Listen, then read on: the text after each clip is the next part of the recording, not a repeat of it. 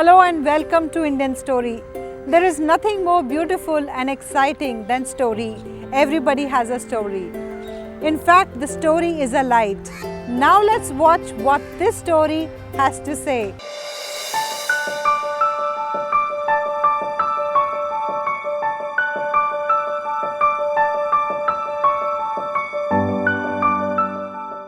मेरा नाम राजकुमार जैन है। ओसवाल मेरी कास्ट है।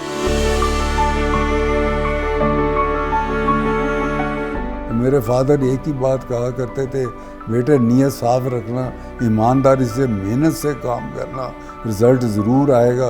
लेट आएगा, वो कर्मों का खेल है, लेकिन ज़रूर आएगा।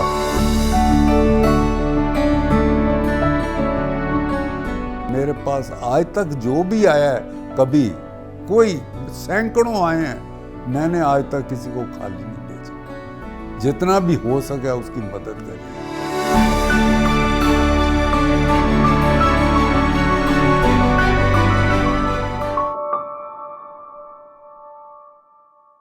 मैं वेस्ट पाकिस्तान से बिलोंग करता हूँ, गुजरानवाला से, जो कि लाहौर से कोई 60 किलोमीटर है। मेरे दादाजी रईस आज़म लाला चूनी शाह जी थे और पिताजी समाज रत्न लाला लाभचंद जी थे और मेरे चाचा जी बाऊ रोशन लाल जी एडवोकेट थे।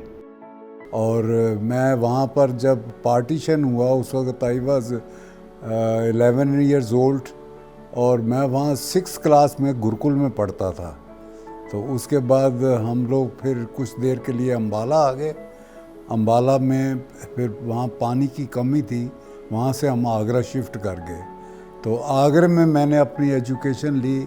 मैंने वहाँ पर MD जैन स्कूल से पढ़ा, माथुरवा स्कूल से पढ़ा और उसके बाद आगरा कॉलेज आगरा से मैंने ग्रेजुएशन करी। फिर MA मैं कर रहा था, उसको छोड़ के मैं बिज़नेस में आ गया।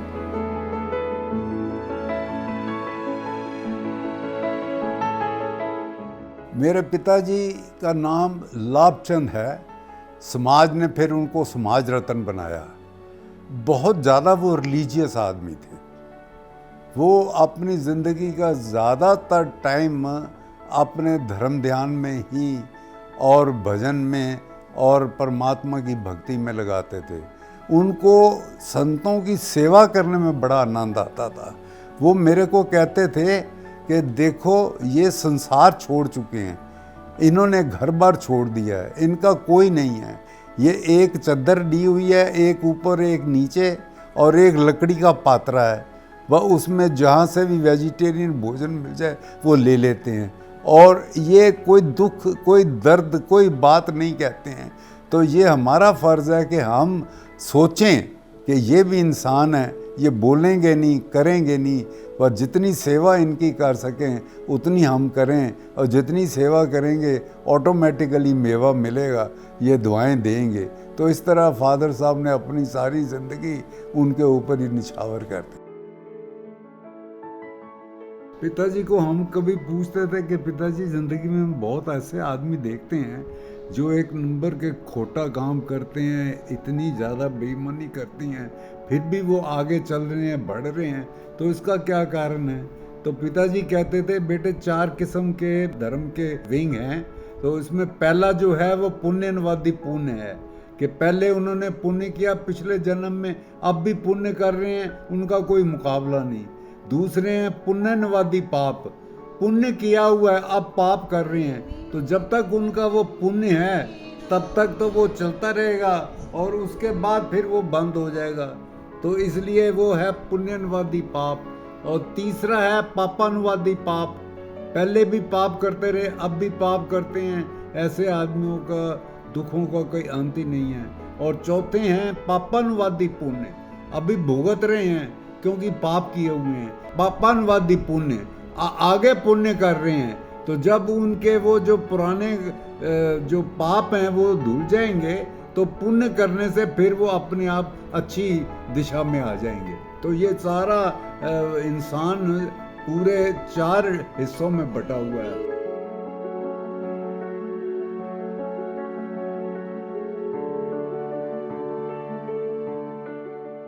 माँ का नाम श्रीमती लाल देवी जैन था। वो बहुत रिलीजियस थी। रिलीजियस इतनी थी, लेकिन शायद कि मेरे कुछ ब्रदर और एक सिस्टर की डेथ हो गई थी, तो उनका बच्चा नहीं था कोई, तो फिर मेरी बड़ी सिस्टर थी, उसके बाद फिर मैं हुआ। तो वो मेरे को बड़ा उन्होंने लाड चाव से प्यारा, और उनके दिल दिमाग ये था कि ये परमात्मा की कृपा से, गुरुओं की कृपा से ये हुआ है, और इसके ऊपर बड़ी संतों की कृपा रहे। तो इसलिए उन्होंने मुझे डाइवर्ट कर दिया उस स्पिरिचुअल लाइफ की तरफ कि भाई ये जो है सारा कर्मों का खेल है, तो आप परमात्मा को याद रखो। और मेरे फादर ने मेरे को 2 बातें कही थी जो आज भी मैं माथे पे मेरे पे लिखी हुई हैं और अपने बच्चों को भी कहता हूँ। उन्होंने, जब मैं अपनी इंडस्ट्री नहीं चला पाया, इतना परेशान हुआ कि मेरा 40 पाउंड वज़न कम हो गया, इतना परेशान हुआ, तो उन्होंने एक ही बात मेरे को कही थी, ज़िंदगी में कभी भी दोष ना देना किसी को दोष ना देना कि तेरी वजह से मेरा ये हाल हुआ। ये तेरे कर्म हैं, वो भुगतने पड़ेंगे। परमात्मा महावीर को भी भुगतना पड़ा, भगवान राम को भी भुगतना पड़ा, भगवान कृष्ण को भी, भगवान बुद्ध को भी, तो हम तो एक इंसान हैं। तो एक बात तो ये याद रखना कि कभी भी किसी को दोष ना देना। दूसरी बात उन्होंने ये कही थी कि अगर तुम्हारे पास पैसा आ जाए, कोई तुम्हारे दर पर आए ज़िंदगी में, उसको मना ना करना, हर की मदद करना। तो ये दोनों प्रिंसिपल फादर के मैं आज भी चल रहा हूँ, इन्हीं प्रिंसिपल के ऊपर चल रहा हूँ। मेरे सामने कभी कोई प्रॉब्लम आ जाती है तो मैं अपने आप को दोषी मानता हूँ, दूसरे को दोष नहीं देता। और बल्कि हमारे फादर मदर के नाम से हमने कहा, पिताजी हमने कोई भी आपका पैसा नहीं रखना है, हमने उनका ट्रस्ट बना दिया, और ट्रस्ट में हम कुछ ना कुछ डालते हैं हर साल, और उस ट्रस्ट से हम बहुत सेवा कर रहे हैं। ज़्यादातर विडोज़ की मैं कर रहा हूँ, एजुकेशन की कर रहा हूँ, हॉस्पिटल के कर रहा हूँ, बहुत सेवा करने की कोशिश करते हैं, उनके मन को शांति होए, उनके नाम से हम करते हैं। श्री लाभचंद लाल देवी जैन मेमोरियल फंड। मुझे माताजी पिताजी की बहुत याद आती है। मैंने मंदिर में उनकी फ़ोटो रखी हुई है। परमात्मा को नमन करता हूँ, गुरुओं को नमन करता हूँ, माता रानी को नमन करता हूँ, सब देवी देवताओं को करता हूँ, उनके बाद उनको भी नमन करता हूँ।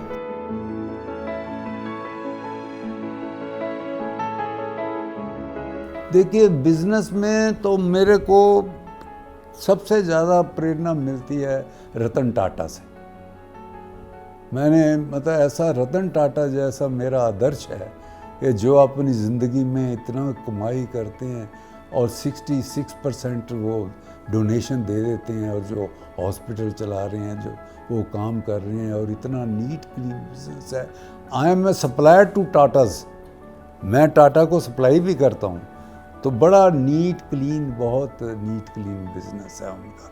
तो वो मैं उसको बहुत सबसे ज़्यादा आदर्श तो उनको मानता हूँ। बाकी बिरला जी हैं, जैसे उनका एक जो लेटर है इतना फेमस, उन्होंने अपने बेटे को लिखा था कि ये धन दौलत ये इसकी तरफ मत जाना, अपना चरित्र निर्माण भी सोचना, वो बड़ा वो है।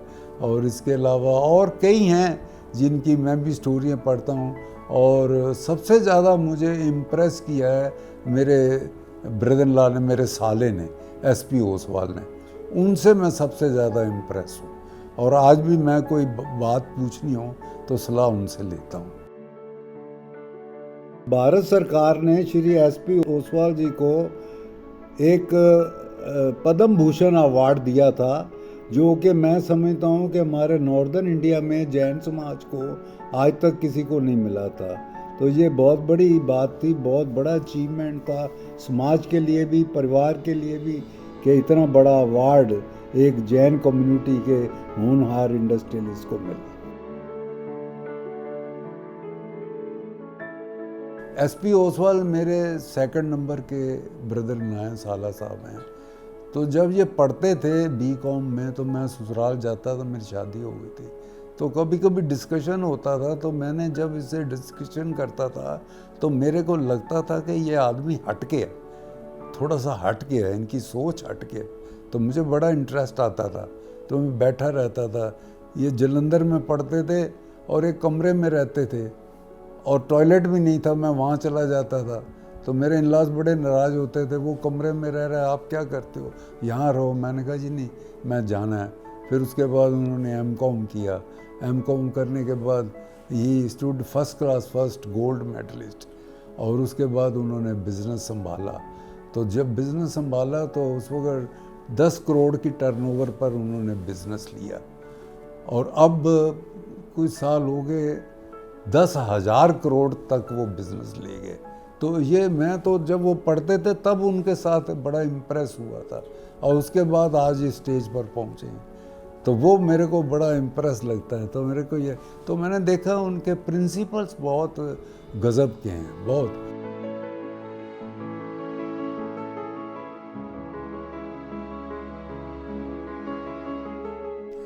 जब मैं वहाँ पर लुधियाने में था तो मैंने ओसवाल हॉजरी में ट्रेनिंग ली, and I was one of their partners. तो जब मैंने उनको कहा कि मैन्युफैक्चरिंग में जाना है, और जाना भी है, मोटरें बनानी हैं, पंखे बनाने हैं, इस तरह का काम करना है, जो उनके दिल्ली के एजेंट्स थे उन्होंने ये प्रपोज़ल दिया था कि हम मोटरें बनाएंगे, इलेक्ट्रिक मोटर बनाएंगे, पंखे बनाएंगे, फ्रिज बनाएंगे। उस वक्त मेरे में इतनी मैच्योरिटी नहीं थी, और मैंने उनको कहा जी मैं इसी लाइन में जाऊंगा। तो वो बहुत इस बात के खिलाफ थे कि आप इस लाइन में जाओ। वो कहते थे हम टेक्सटाइल के आदमी हैं, हमें टेक्सटाइल में मास्टरी है, हमें इस लाइन का पता नहीं है, तो आप ये छोड़ के मत जाओ, आप इसी में आगे बढ़ाओ, इसी में आपको इतना स्कोप है, मिलें लगाएंगे, कुछ भी करेंगे। तो मैंने कहा जी नहीं, मेरे को तो बस मैन्युफैक्चरिंग, ये इलेक्ट्रिक मोटर हैं, पंखे हैं, फ्रिज हैं, वो जो उन्होंने उनको बता दिया, मेरी नासमझी थी उस वक्त, इमैच्योरिटी थी, तो मैं उसकी बातों में आ गया। मैंने कहा जी मैं तो यही काम करना हूँ। तो इनके इतना कहने के बावजूद मैं वहाँ छोड़ के तो फिर इधर दिल्ली आ गया। फिर दिल्ली आके उन्होंने जगह दी, तो मैं फरीदाबाद के अंदर देखी, पानीपत में देखी, गुड़गांव में देखी, सब जगह देखी। तो फिर फरीदाबाद के अंदर एक हमने जगह ली, उसके अंदर ये मैन्युफैक्चरिंग चालू करी। लेकिन मैन्युफैक्चरिंग चालू करने के बाद इतनी ज़्यादा परेशानी हुई, इतनी ज़्यादा परेशानी हुई कि मतलब बहुत परेशान मैं हो गया, और मेरे को वज़न मेरा 40 पाउंड कम हो गया, और मेरे को इंटरवीनस इंजेक्शन लगते थे। बाय दैट टाइम मेरी शादी हो चुकी थी, 2 बच्चे थे, तो बिल्कुल भी सोर्स ऑफ इनकम नहीं थी, और ये चल नहीं रही, कंपनी चली नहीं। उसका मेन कारण ये था कि जो मेरे पार्टनर थे वो भी नॉन टेक्निकल थे, मैं भी नॉन टेक्निकल था। तो इलेक्ट्रिक मोटर शुरू करी। अब इंजीनियरिंग में तो 100 अपॉन 100 है, ये नहीं है कि कपड़ा है थोड़ा ख़राब हो गया तो काला कर दो, रंग डाल दो, रंग में भिगो दो, बेच दो, इसमें तो कुछ हो ही नहीं सकता। तो वो हमारी क्वालिटी बन नहीं पा रही थी, इसकी वजह से मैन्युफैक्चरिंग जो करते थे वापस आते थे, तो बहुत बहुत बहुत परेशानी हुई।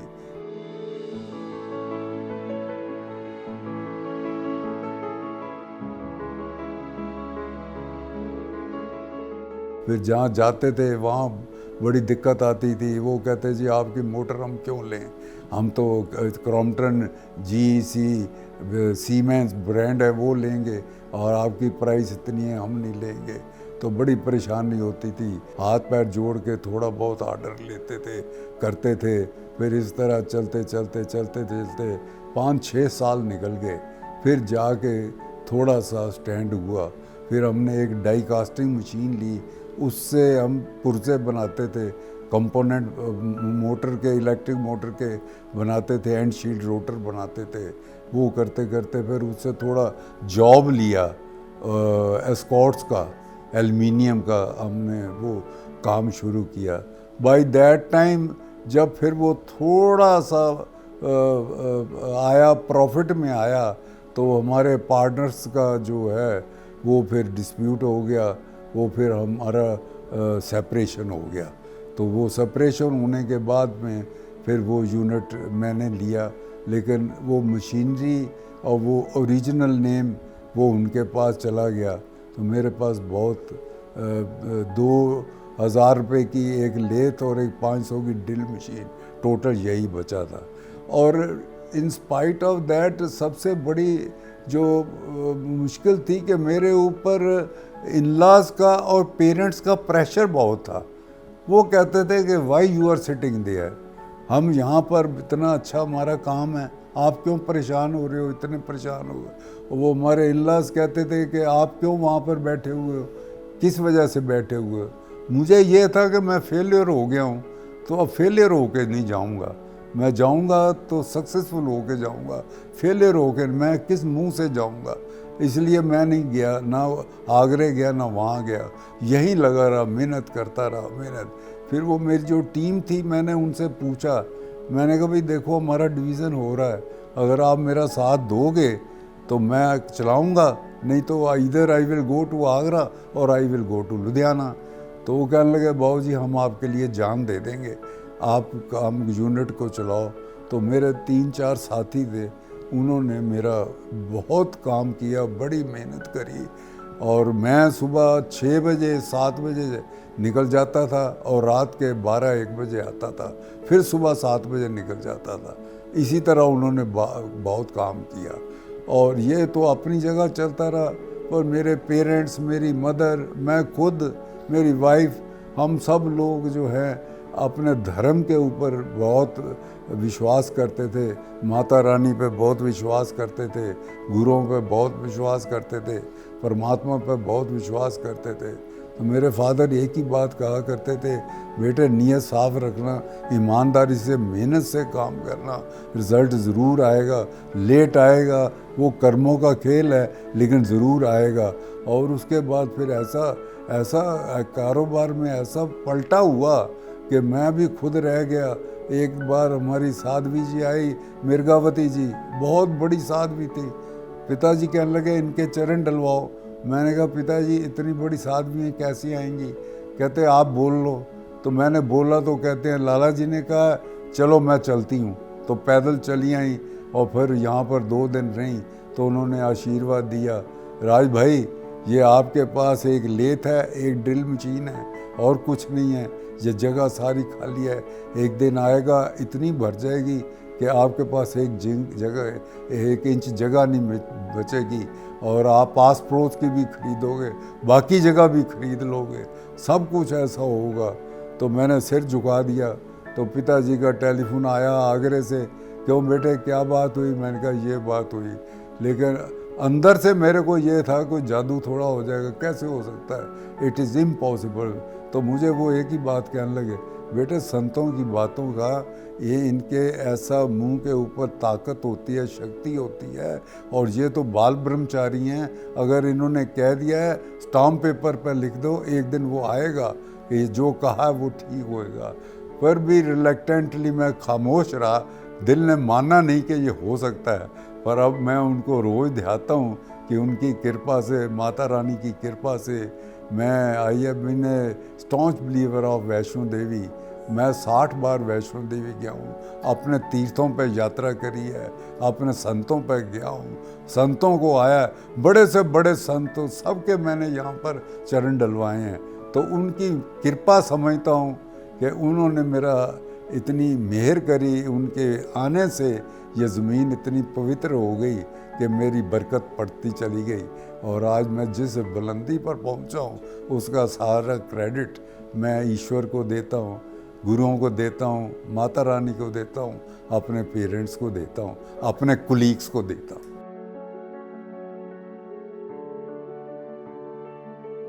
मेरी शादी 1956 में हुई थी। मैंने जैसे बताया मेरी मदर को बहुत था कि उनका कोई बच्चा नहीं था, तो उनको शौक़ बहुत था कि किसी तरह बहुत जल्दी शादी हो जाए। तो 20 साल के उम्र में मेरी शादी हो गई और 8 साल की उम्र में एंगेजमेंट हो गई। शादी होने के बाद चूँकि वो बहुत एक अमीर ख़ानदान से थी और जब शादी हुई तो हमारा भी बहुत अच्छा बिजनेस था, लेकिन वो तो बहुत मिलों वाले थे ना, हम तो ऑर्डिनरी जैसे बिजनेसमैन होते हैं वो थे। तो फिर वो आए और फिर मेरे 57 में पहला बेटा हुआ, 59 में दूसरा बेटा हुआ। तो तब तक हमारा काम वाम नहीं चला था। तो मेरी वाइफ ने जिस तरह से दिन निकाले हैं वो ये अपने आप में एक मिसाल है। मेरे पास एक छोटा सा मकान था, किराए का 20 रुपये महीना किराया देता था। उसमें बिजली भी नहीं थी, पानी भी नहीं थी, और उसकी बाउंड्री वाल भी 2.5-3 फुट की थी। तो आप अंदाज़ा लगाओ कि किन स्थितियों में मैं बच्चों के साथ, वाइफ के साथ रहूँगा। और आज जो भी हूँ, मैं कई बार इतना डिसहार्टेंड हो जाता था कि ज़िंदगी से कि मैं तो चलो वहाँ चलो, आगरे चलो, वहाँ चलो, ये चलो, किसी तरह बहुत परेशान हो जाता। तो शी ऑलवेज एनकरेज मी, नहीं, भाग्य का लिखा है, भुगतना पड़ेगा, आप मेहनत करते रहोगे और देखते रहोगे तो रिज़ल्ट आएगा। तो उसने सबसे बड़ी बात जो है मेरी ज़िंदगी में आज तक जो मैं क्रेडिट देता हूँ और आज भी इतना रिगार्ड करता हूँ, वो एक अनोखी बात उसने मेरे से करी कि उसने ज़िंदगी में, अगर मैंने 100 रुपया दिया एक महीने में खर्च के लिए, तो उसने 101 रुपया नहीं मांगा। उसने 99 में खर्च करके 1 रुपया बचा दिया। वो कैसे करती थी, खुद भूखी रहती थी या क्या करती थी मुझे नहीं पता, पर मेरी ज़िंदगी में उन्होंने मेरे से कभी एक पैसा नहीं मांगा। तो इतना बड़ा उसका सेक्रीफाइस है, और सेक्रीफाइस इसलिए है कि वो हमारे जवानी का टाइम था, तो हम जवानी में कहीं ना जा सके, कहीं ना कर सके। उसके बाद तो मैंने सारी दुनिया उनको इतनी बार घुमाई है, कोई वर्ल्ड का कोना नहीं छोड़ा।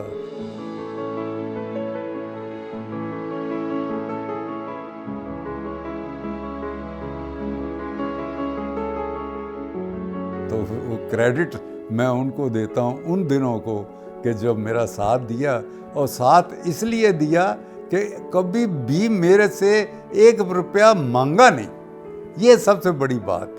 अगर जो साड़ी है वही है, और बल्कि मेरे पास ना मोटरसाइकिल, कार कुछ भी नहीं था। मैं पैदल आता जाता था, साइकिल भी नहीं था। तो जब पैदल आता था, बरसात में जब कंपनी में आता था जाता था, तो लोगों की कार के छींटे पड़ते थे, ख़राब हो जाते थे, वो आके उसको सर्फ से धो देती थी और प्रेस करके सुबह में पहन लेता था। तो ना खुद कभी कुछ मांगा और ना मेरे को कभी ऐसा कुछ सवाल डाला कि जिसमें मेरे को कभी महसूस हो।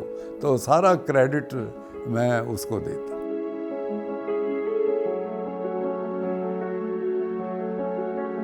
बड़ा बेटा कमल जैन, उसकी वाइफ मोता, वो लॉ ग्रेजुएट था, बहुत इंटेलिजेंट था।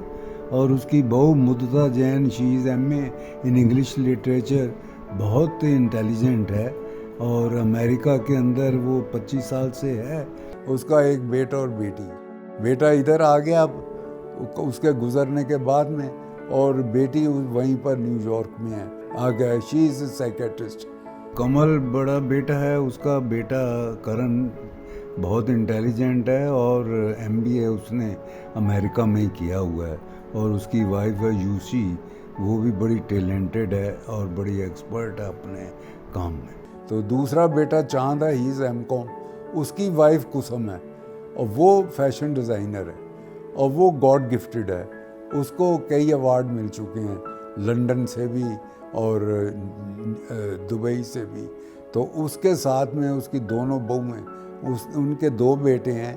एक का नाम है अभिषेक, उसकी वाइफ का नाम है शिवांजलि, और छोटे बेटे का नाम है अखिलेश, उसकी वाइफ का नाम है रुचिका। तो ये चारों बच्चे MBA हैं।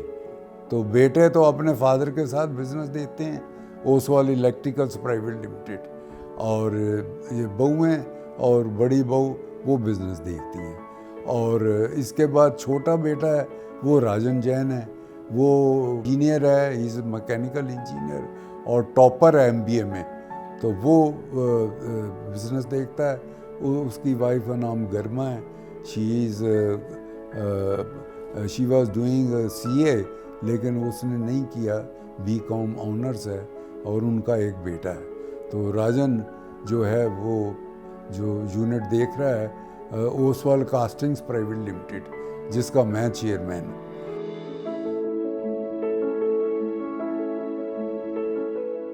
जो मैंने अपनी लाइफ में सीखा है जहाँ से, और जिसको मैंने अपना एक प्रिंसिपल माना है, वही बातें मैंने उनसे कही हैं कि बेटे ज़िंदगी में गलत काम ना करना, गलत के गलत अंजाम होते हैं। गलत काम ना करना, ना सोचना, हमेशा पॉजिटिव बात ही सोचना।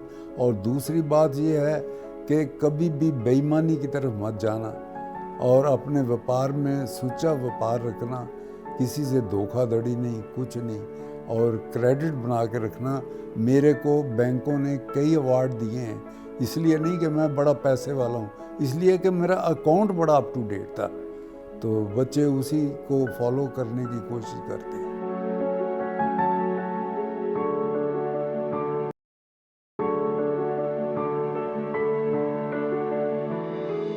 शुरू से मैं लगा हुआ हूँ। मैं 59 में जब आगरे था तब भी प्रेसिडेंट था युवा मंडल का, तब भी था, लेकिन वो सरकमस्टांसेस से फिर उसके बाद भी मैं यहाँ आकर भी बना रहा। लेकिन वो इतना मैं फाइनेंशियली सपोर्ट नहीं कर सकता था क्योंकि मेरा अपना काम कोई वो नहीं था। लेकिन जैसे ही काम मेरा बढ़ना शुरू हुआ तो उसके बाद फिर मैंने पूरी सपोर्ट करी। और अब इस वक्त कम से कम मैं 20-25 एसोसिएशन से जुड़ा हूँ। किसी का चेयरमैन हूँ, किसी का प्रेसिडेंट हूँ, किसी का वाइस चेयरमैन हूँ, किसी का चीफ पैटर्न हूँ, किसी का पैटर्न हूँ, किसी का ट्रस्टी हूँ। तो बहुत से जुड़ा हुआ हूँ और सब संस्थाओं से जुड़ा हुआ हूँ। और मेरा एक ही ऑब्जेक्ट होता है कि हर संस्था अच्छी चले और उससे जो भी लोग जुड़ें उनको भी ये इस तरफ धार्मिक उसके तरफ प्रवृत्ति में चलें, और किसी तरह जो है वो जो कर्म फिलॉसफी है, मैं उस पर बहुत बिलीव करता हूँ। मुकेश मेरा बड़ा क्लोज दोस्त रहा है। वो हमारे ससुराल में हर फंक्शन में आता रहा है। एक्चुअली मेरे साथ कोई मेरा क्लास फेलो था आगरे में, उसका वो मौसी का बेटा था। तो मैं आगरे में रहता था, तो मेरे रोशन वल्ले में दोस्त था निहाल सिंह, वो 2 बार मेंबर पार्लियामेंट बना है, उनका सिनेमे थे। तो मैं ज़्यादातर ज़िंदगी मेरी वहीं निकली। जब वहाँ रहते थे ना, मौज मस्ती थी, वो चले जाते थे, 1 घंटा पिक्चर देखी, बैठ गए, चाय पी, समोसे खाए। वो उसका मुकेश का पहला प्रोग्राम 52 में मैंने वहाँ रखवाया था। तो उसके बाद जब बॉम्बे जाता था, नटराज होटल में ठहरता था, ही यूज्ड टू कम। बहुत फिल्में मेरी अच्छी फिल्में रही हैं, जैसे कि महल पुरानी फिल्मों में, दीदार, बैजू बावरा, और पुरानी फिल्मों में। नई फिल्मों में भी कई, अभी जैसी ये केरला स्टोरी आई है, कश्मीर फाइल है ये, और भगत सिंह की फिल्में हैं कई।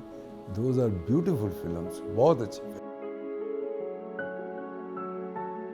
मैं तो यही कहूँगा कि जो हमारी एक संस्कृति है धर्म की, उसको बेस बना के रखें, और उसमें यही है कि अपना ईमानदारी से मेहनत करनी है, that's all.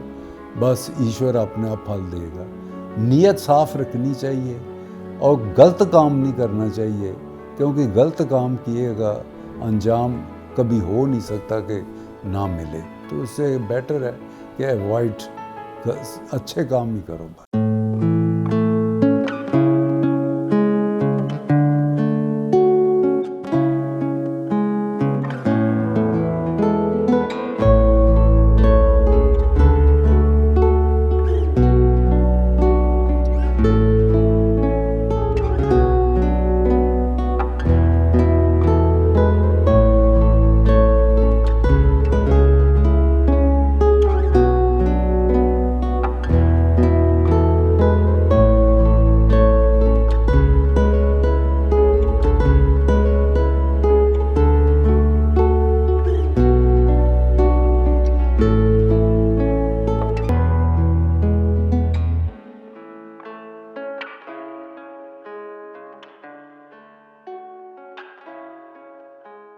Yes, we are all unique.